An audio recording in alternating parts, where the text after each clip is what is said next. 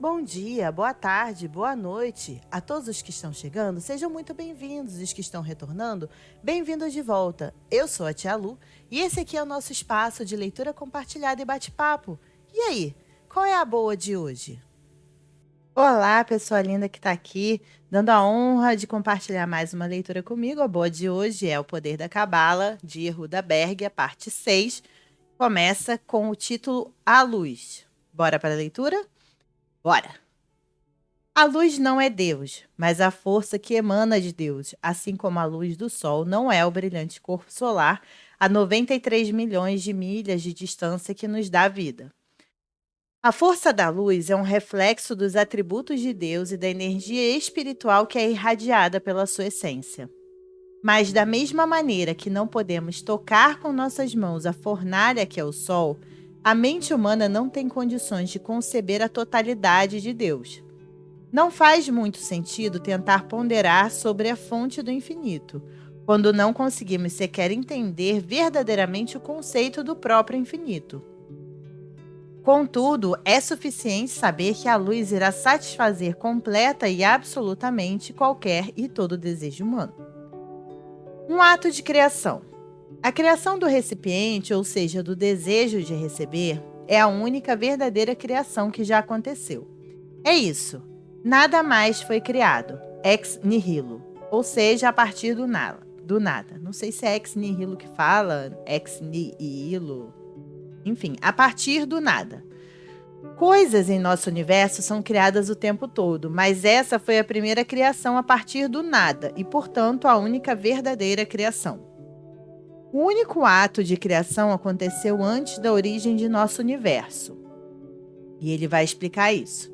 Entretanto, dentro desse único ato, inúmeros e complexos estágios ou fases da criação vieram a existir simultaneamente. Essas fases têm sido ensinadas por meio de discurso, metáfora, parábola ou em linguagem críptica. O que vem a seguir é uma explicação abreviada das fases da criação. Ao compartilhar sua essência com o recipiente, a luz estabeleceu uma notável unidade. Essa inexplicável unidade é chamada de um mundo sem fim. O mundo sem fim é total perfeição, a luz compartilhando com o recipiente e o recipiente recebendo plenitude total e completa, a suprema manifestação de compartilhar e receber, de unidade, de harmonia. Assim, a grande pergunta é: o que aconteceu? Onde está esse mundo sem fim? Como foi que viemos parar aqui, nessa existência tão problemática? Por que estamos presos neste lado da cortina onde tudo é escuro? Se tudo era unificado e perfeito no mundo sem fim, por que estamos lendo este livro em um mundo imperfeito? Se somos parte do recipiente, por que experimentamos mais dor que plenitude? Para colocar a questão de forma mais direta, onde está a luz, a alegria sem fim e a felicidade permanente? Eu responderei a essa e a outras perguntas, mas antes peço que ponderem o seguinte. Quando você enche um copo vazio com água quente, o próprio copo é aquecido e adquire a temperatura do líquido em seu interior. Algo análogo aconteceu no mundo sem fim. À medida que a luz continuava a preencher o recipiente, a qualidade ou os atributos da luz impregnaram o recipiente e foram por ele absorvidos. O recipiente herdou a natureza do Criador, o DNA de Deus.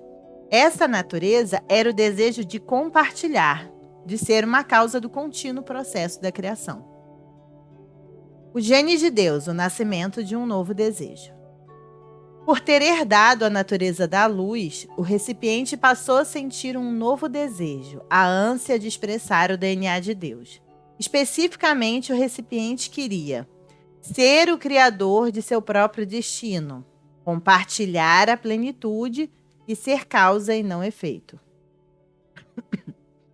Mas o recipiente não podia expressar esse recém-adquirido gene do criador. Ele não podia compartilhar porque não havia ninguém com quem compartilhar.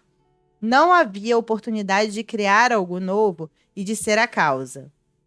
Esse desejo de ser como o criador permanecia não satisfeito, E agora o recipiente não mais vivenciava a plenitude completa, o que era um problema, uma vez que ele havia sido criado para vivenciar plenitude infinita.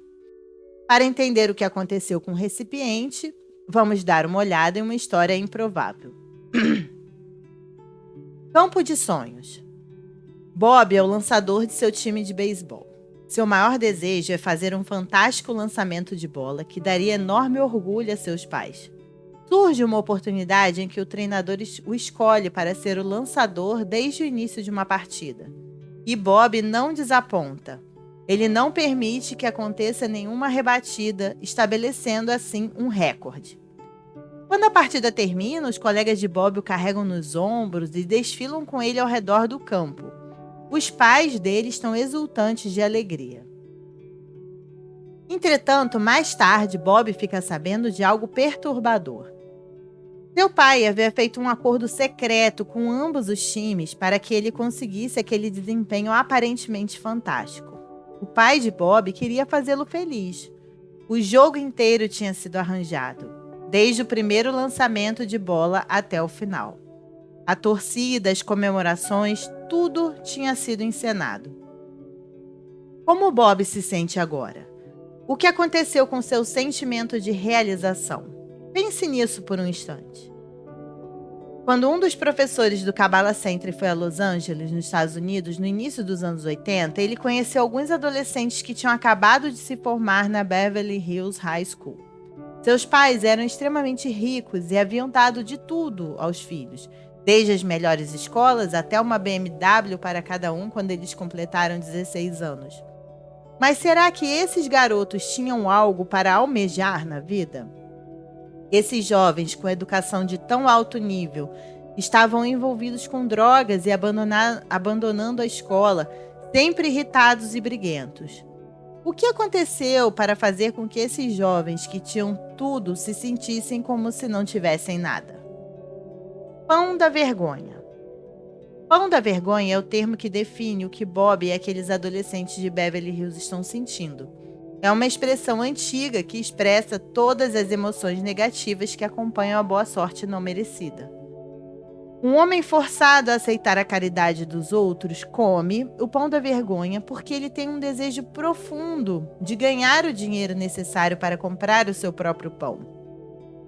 Ele anseia desesperadamente por estar em uma situação em que possa alimentar e sustentar a si mesmo, sem depender da generosidade de outros. O pão da vergonha abalou o seu sentido de ter valor próprio, de ser capaz de contribuir com este mundo. No livro Cabala para o Leigo, volume 1, meu pai, Ravi Berg, explica o pão da vergonha sob a perspectiva da estrutura espiritual do universo. Uma vez que o desejo de receber, que havia sido estabelecido no mundo sem fim, recebia agora a infinita beneficência do Criador, foi então despertado um sentimento chamado pão da vergonha. O recipiente está recebendo continuamente, mas não pode fazer nada em troca. O Criador, por sua vez, sendo inteiro e não lhe faltando nada, não tem o desejo de receber. Assim, o recipiente sente o pão da vergonha, porque é incapaz de merecer o que está recebendo. Embora possamos exercer nosso desejo de receber para nossa própria gratificação e sem nenhum pensamento de compartilhar com os outros, a estrutura essencial do universo, o pão da vergonha, ainda assim se aplica. Gratificação, seja espiritual ou física, só irá durar se houver equilíbrio entre o receber e o compartilhar. Com base no que já dissemos sobre a evolução do universo, deveria estar claro que a decisão de não receber foi nossa e apenas nossa. Ela foi tomada pelo desequilíbrio que existia e com o único propósito de restaurar o equilíbrio. Se examinarmos nossos desejos por benefícios físicos deste mundo, descobriremos que todos eles têm origem na mesma raiz, a falta de plenitude. Seja desejo por dinheiro, por status ou posses, o elemento comum é o desejo de receber, a consciência de que perdemos uma plenitude que já tivemos. Perdemos de vista o verdadeiro propósito de nossa existência neste nível físico, porque o desejo de receber se tornou mais real para nós que a luz, que é o desejo de conceder. Uma falta. O recipiente tinha todos os seus desejos preenchidos no mundo sem fim, com uma exceção: o desejo de merecer e de ser a causa da própria plenitude. Assim, o pão da vergonha impedia o recipiente de vivenciar a felicidade absoluta. Essa situação certamente não era o intuito por trás da criação. Só havia uma opção: remover o pão da vergonha. O dilema: enquanto o recipiente não fizesse nada mais que receber passivamente, ele continuaria infeliz.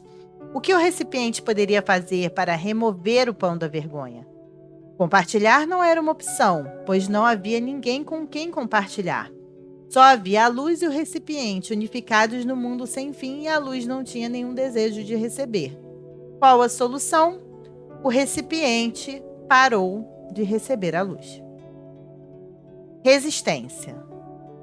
O ato do recipiente de rejeitar a luz é um ato de resistência, que é quando você se impõe uma condição contrária à sua própria natureza. Você resiste a uma condição da sua própria natureza. Essa palavra de importância vital surgirá novamente em vários contextos.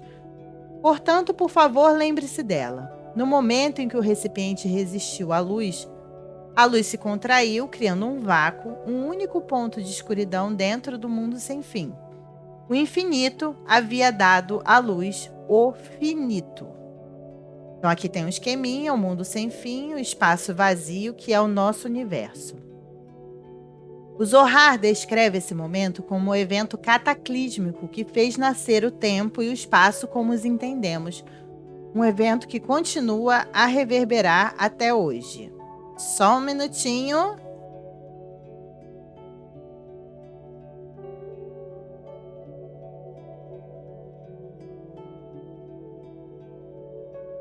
Deu certo. Ó, viu? Foi rápido. Então, o Zohar descreve esse momento como um evento cataclísmico que fez nascer o tempo e o espaço como os entendemos. Um evento que continua a reverberar até hoje. Os cientistas descrevem esse momento como sendo o Big Bang. O Big Bang. Então, a visão, cabalista sobre o Big Bang, que seria esse momento em que o recipiente se negou a receber a luz, resistiu à luz, e aí a luz se contraiu e com isso criou um vácuo que é o nosso universo. O nosso universo físico, que tá ali no meio, dentro de um espaço criado no mundo sem fim. Que o Big Bang realmente aconteceu foi confirmado pelo satélite COBE da NASA em 1992. O físico Stephen Hawking disse que essa era a descoberta científica do século, se não de todos os tempos. O astrofísico George Smoot disse que era como estar olhando para Deus. Mas, na verdade, era mais como se estivéssemos olhando para o primeiro esforço do recipiente para remover o pão da vergonha. Como vimos, a ciência foca de que maneira as coisas acontecem na realidade física, enquanto a Cabala se dedica a entender por que o Big Bang aconteceu. Ainda assim, é interessante comparar como os antigos textos cabalistas e a física do século XXI descrevem o início de nosso universo. As semelhanças são significativas.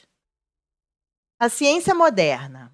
Há cerca de 15 bilhões de anos antes que o universo viesse a existir, não havia nada. Não havia tempo, não havia espaço.